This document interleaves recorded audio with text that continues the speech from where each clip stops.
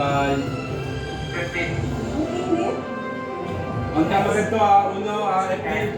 Ang tamagan. 8, Standby. 7, 6, 5, 4, 3, 1. Sumin uno. Roll. Habang lumalalim ang investigasyon sa flood control scandal, tila bumabaha na rin ang tensyon sa pagitan ng mga senador.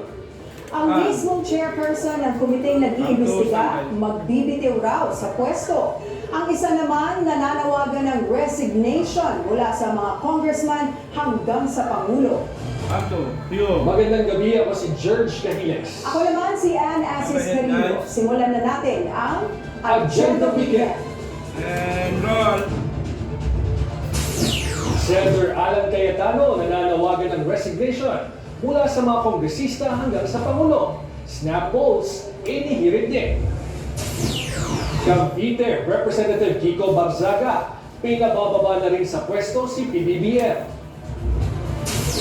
Senate maramdaman yung ano natin, President yung Ping screener Lacson, natin, magbibitiw na bilang chairperson ng Senate Blue Ribbon Committee. Ilang pamilyang napinsala ng lindol sa Cebu, bigla namang nasunugan matapos bumalik ang kuryente sa kanilang lugar. Ano natin, wala tayong ano. May Yung bag mo bro, panawagan ng dapat. World Teachers Day. Catriona Gray, ibinida ang kanyang lava red dress sa Formula 1 Grand Prix. Roll.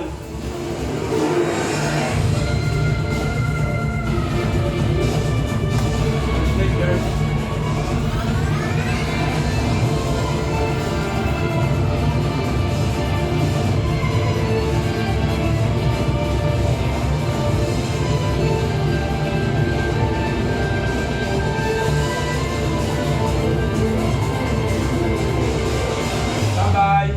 Pio.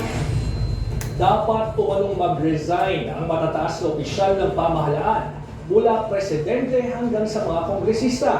Yan ang minumungkahi ni Senator Alan Peter Cayetano sa gitna ng mga pagdinig patungkol sa korupsyon sa pamahalaan. Ayon kay Senator Cayetano, snap elections umano ang solusyon para daw walang drama, walang excuses at walang recycling, kundi isang clean slate para raw sa mga Pilipino. Imbis daw na people power, sakripisyo dapat ang gawin ng mga public servant.